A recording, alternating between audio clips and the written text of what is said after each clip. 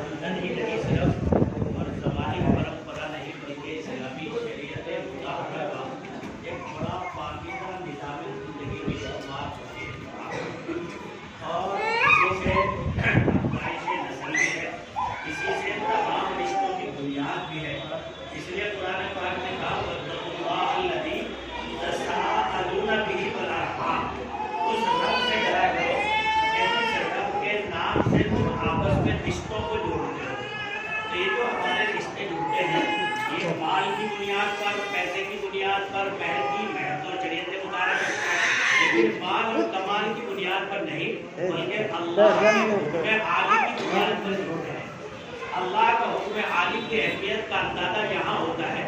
अगर ये हमारे हजरत जो इस वक्त दूल्हा बने हैं, अगर हमारे मुल्क का प्राइम मिनिस्टर अपने लेटर हेड पर ये लिख के दे कि कारी साहब की लड़की को आज से इसके निकाह में दिया जाता है, या दुनिया की सारी ममलकतें मिल जाए और वो लिख करके दे दे, और उसमें शरीयत का जो सुन्नत का तरीका है जो इस वक्त हम यहाँ बैठे हुए हैं, अगर ये निज़ाम ना हो, एक गवाह दो गवाह वकील की मौजूदगी में खुतबा पढ़ करके जो निकाह किया जाता है जो नबी का सुन्नत और शरीयत का तरीका है और अल्लाह का हुक्म है, तो आपसे मैं पूछता हूँ क्या सारी दुनिया की ताकतें लड़की को इस लड़के के लिए हलाल कर सकती है, जायज हो सकती है? इससे पता चलता है कि सारी कायनात और सारी ताकतों के मुकाबले में सबसे बड़ी चीज अगर कोई है तो वो अल्लाह का हुक्म है। अब आपने कितना अच्छा खाना खाया, कैसी अच्छी कारी साहब ने तवाज़ुन फरमाई, अब ये सब कुछ होने के बाद आप यूँ कहते कारी साहब लड़की को बिठा दो कार में, इतनी अच्छी तवाज़ुन करी ना, सब मेहमानदारी करी, सब काम तो हो गया, बिठा दो, कहा नहीं, ये सारा काम तो अखलाक और मोहब्बत और जियाफत है, लेकिन असले निकाह तो अल्लाह के हुक्म की पासदारी और उसकी पालन है। जब ये अम्र निकाह में अल्लाह का हुक्म हम पालन करेंगे तो फिर अल्लाह तबारक व तआला दरमियान के हिजाबात को क्या कर देंगे, उठा देंगे। अब आप सुनिए, अभी जब इजाब कबूल होगा, खुतबा होगा, तो इसके बाद अब इस बच्ची का और इस कारी साहब के हमारे ये दुल्हा मियाँ जो यहाँ बैठे हुए हैं, अल्लाह अकबर, आज तो देखना भी गलत बगैर उसके, लेकिन अब क्या ताल्लुक बनेगा, खुदा के कुरान ने उसको ताबीर फरमाया, हुन्ना लिबासुल लकुम व अंतुम लिबासुल लहुन्ना, औरतें मर्दों के लिए लिबास और मर्द औरतों के लिए लिबास है। निकाह के मसले के बाद इतनी कुर्बत और अहमियत आ जाती है, और लिबास का इस ताल्लुक की ताबीर लिबास से क्यों फरमाई? लिबास से इस ताल्लुक की ताबीर इसलिए फरमाई चूंकि इंसान के बदन के सबसे ज्यादा करीब अगर कोई चीज है तो क्या है? सबसे पहले आदमी अपने बदन के करीब क्या रखता है? लिबास रखता है, लिबास करीब रखता है। अब आज के बाद दुल्हा को हुक्म है कि अपनी जी जान के सबसे ज्यादा करीब किसको रखे? दुल्हन को रखे, और दुल्हन को हुक्म है कि अपने जी जान के करीब किसको रखे? दुल्हा को रखे। तो यहाँ से एक बरकत वाली जिंदगी का आगाज है। माँ बाप के हुकूक है, उनकी हुकूक की पासदारी करे, बड़ों के हुकूक है, उनके हुकूक की पासदारी करे, लेकिन जहाँ तक जाती उसका मसला है तो अपने दिल में दुल्हन के अलावा किसी को जगह न दे, और दुल्हन अपने दिल में दुल्हा के अलावा किसी को जगह न दे। जब ये पाकीज़गी की जिंदगी शुरुआत होती है तो अल्लाह अकबर, फिर इस मिलन से खुदा के कुरान की वो गरज पूरी होती है। खुदा के कुरान ने कहा, वमिन आयातिही अन खलक़ लकुम मिन अनफुसिकुम अज़वाजन लितस्कुनू इलैहा, हमने निकाहों को इसलिए रखा है ताकि हम जो है वो सुकून वाली जिंदगी तुम्हें क्या कर सके, अता कर सके। इसका मतलब ये है कि निकाहों के बाद हमारी जिंदगियों में क्या आना चाहिए भाई? सुकून आना चाहिए। सुकून नहीं आ रहा है निकाहों के बाद भी, और निन्नात हमारी इज्जतें लुट रही है, पिट रही है, अखबारों की जीनत बन रही है। क्यों? सिर्फ इसलिए कि शरीयत मुताहरा की कहीं ना कहीं दरार है, कहीं ना कहीं सुन्नत से हटी हुई जिंदगी है। शरीयत और सुन्नत का क्या उसूल है? शरीयत और सुन्नत का उसूल है कि हर एक की खैर और खूबी पे निगाह रखो और बुराई की इस्लाह के साथ उसे नजरअंदाज करते रहो। लेकिन हम क्या करते हैं, जितनी खामियां हैं उन्हें तो क्या करते हैं, उजागर करते हैं, और जितनी खूबियां होती हैं उन्हें क्या कर लेते हैं, छुपा लेते हैं। आज हमारे घरों का میری بیٹی اگر رخصت ہو کر جا رہی ہے تو میری خواہش ہے کہ میری بیٹی دوسرے کے گھر میں ملکہ بن کر رہے. کیا رہے؟ ملکہ بن کر کے رہے. اور جب دوسرے کی بیٹی میرے گھر آ رہی ہے تو ساسوں کی آج کل خواہش ہے کہ یہ ہماری نوکرانی بن کے آئی ہے. کیا بن کے آئی ہے؟ نوکرانی. اس گندی ذہنیت نے ہمارے گھروں کا اوڑ مار دیا خدا کی قسم. اور دن رات ہماری طلاق اور جھگڑے عدالتوں اور کچہریوں اور اخبارات کی زینت بن کر ملت اسلامیہ کو ذلیل اور گمراہ کر رہے ہیں اور انتہائی ذلت کے ساتھ اس دنیا میں ہمارا نام اور پرچار ہو رہا ہے.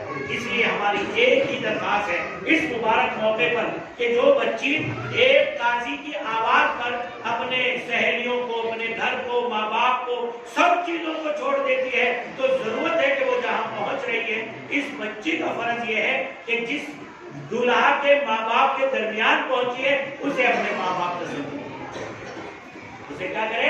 اپنا ماں باپ تصور کرے. اور وہ ساس اور وہ جو سسر ہے وہ اسے اپنی بیٹی تصور کرے. جب دونوں طرف سے یہ ذہن بنے گا تو ہمارے گھروں کے جھگڑے کیا ہو جائیں گے؟ ختم. اس لیے اس ذہن کے ساتھ جینا. حضرت لقمان ایک باغ میں رہا کرتے تھے تو باغ کا مالک ایک دن آیا اور کہا کچھ پھل توڑ کے کھلاؤ. تو حضرت لقمان جو ہے وہ ککڑی لا کر کے دی. باغ کے مالک نے آدھی توڑ کر حضرت لقمان کو دے دی، آدھی اپنا آپ کھانے لگے. لیکن آپ کھاتے رہے، باغ کے مالک نے پھینک دی کڑوی ہونے کی وجہ سے. تو حضرت لقمان سے باغ کے مالک نے پوچھا کہ تم عجیب آدمی ہو، اتنی کڑوی ککڑی کیسے کھا رہے ہو؟ یہ تو بہت کڑوی ہے. تو جو جواب اس وقت میں حضرت لقمان نے دیا ہے وہ جواب اگر آج میاں بیوی اپنی زندگی میں اختیار کر لیں تو ہمارے گھر جہنم کے بجائے جنت نظیر معاشرے کی بو محسوس کریں. کیا فرمایا آپ نے؟ آپ نے فرمایا میرے آقا آپ کے ان ہاتھوں سے نہ معلوم کتنی مرتبہ مجھے میٹھے پھل، میٹھی نعمتیں اور ایک سے ایک لذیذ نعمتیں ملی ہیں. آج اگر کڑوی ککڑی مل گئی اور میں اسے پھینک دیتا تو یہ نمک حرامی ہو.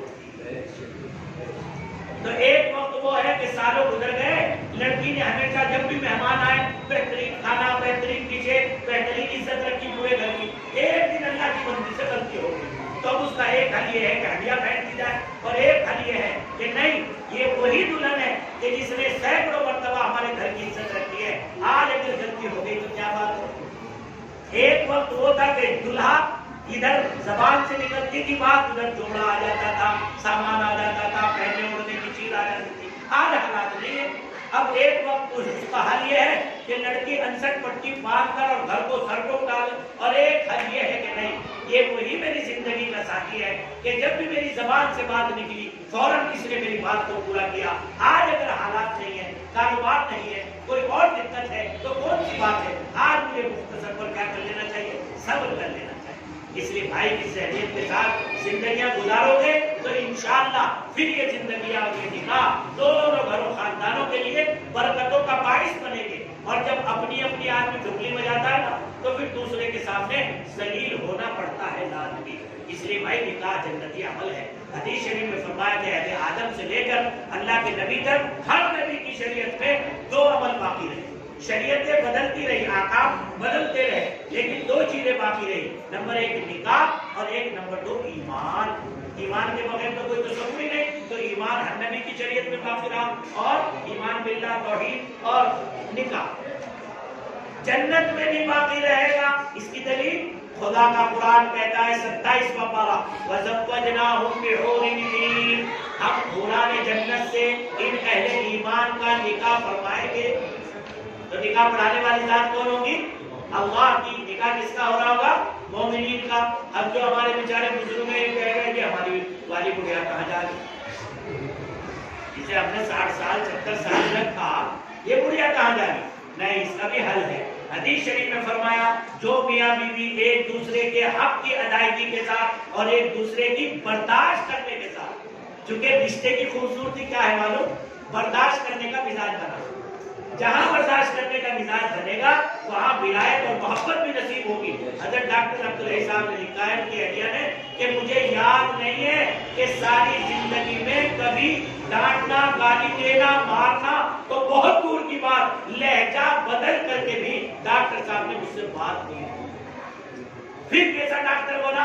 ایسا ڈاکٹر بنا کہ حضرت مفتی اعظم مفتی شفیع صاحب نے بھی جا کر کے وہاں بیعت کی. حضرت مفتی شفیع صاحب کے صاحبزادے مولانا تقی عثمانی جو ساری دنیا کے شیخ الاسلام ہیں, انہوں نے بھی ڈاکٹر صاحب کو بیعت کی. اس لیے بھائی صرف نمازوں سے مسئلہ نہیں بنتا, صرف تسبیحات اور تلاوت سے نہیں بنتا. معاملات کی درستگی اور اخلاق کی درستگی اور زبان کا کنٹرول اور دماغ کا مزاج, یہ تحمل کی کیفیت جب بندے میں آتی ہے تو پھر اس کی ایمانی ترقی. اللہ بھائی ان مختصر سی ہدایت پر ہم سب کو عمل کرنے کی توفیق نصیب فرمائے. تو بس یہ آخری بات تھی کہ یہ جنتی عمل ہے, اور جنتی عمل کو جتنا ہم سنت و شریعت کے طریقے سے کریں گے اللہ اتنی اس میں برکت دے گا.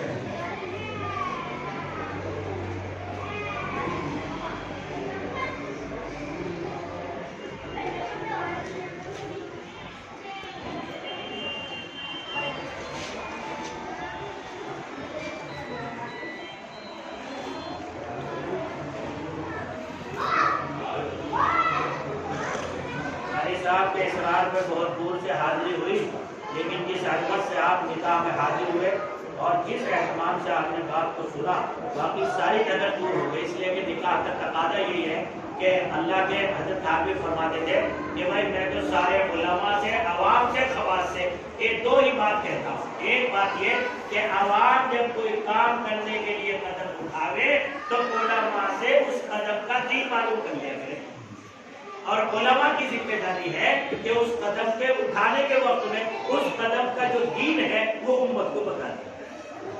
تو نکاحوں کے مجلسوں میں اگر اس انداز کی باتیں آئیں گی, یہ جو 3 آیتیں تقویٰ پڑھی جاتی ہے نا شروع میں خطبے میں, کیوں ان پر کبھی سوچا کیوں پڑھی جاتی ہے؟ اس لیے کہ نئی زندگی کی شروعات ہو رہی ہے.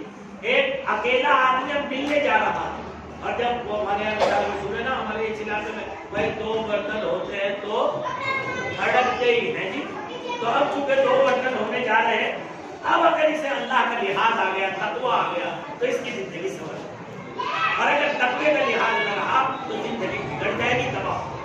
اس لیے 3 آیتوں میں خطبے میں تقوی کی آیتوں میں پڑھنے کو. الحمدللہ, اجازت ہے بھائی.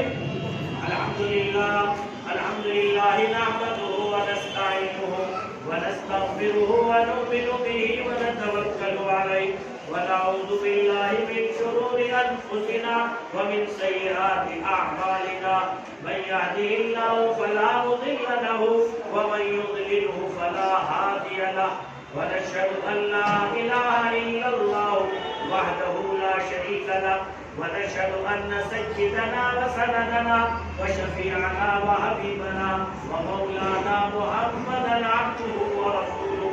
أما بعد, فأعوذ بالله من الشيطان الرجيم. بسم الله الرحمن الرحيم.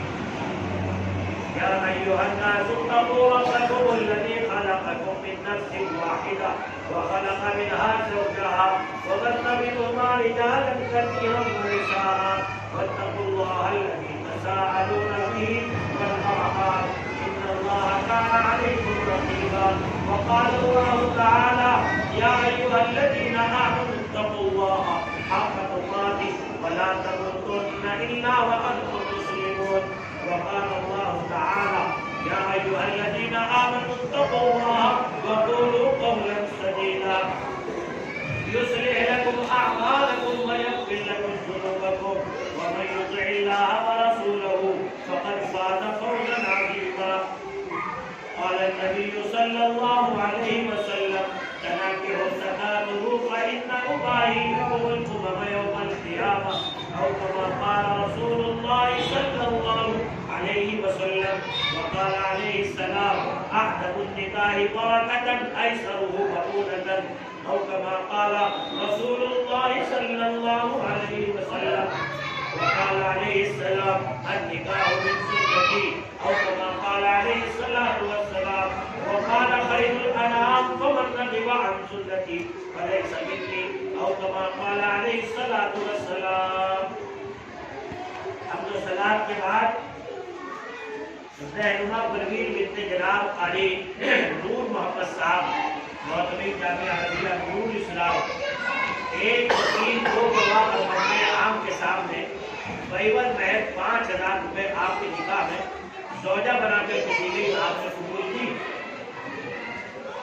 رہنما پروین بنت جناب قاری نور محمد صاحب، معتمد جامعہ عربیہ نور الاسلام، ساکن ودیالیہ 21 دو گواہ مجمع عام کے سامنے قیمت محض 5000 روپے آپ کے نکاح میں زوجہ بنا کر کے دی گئی، آپ نے قبول کی۔ بارک اللہ لکما و جمع بینہما بالخیر۔ 13 تقریر ہے ہماری۔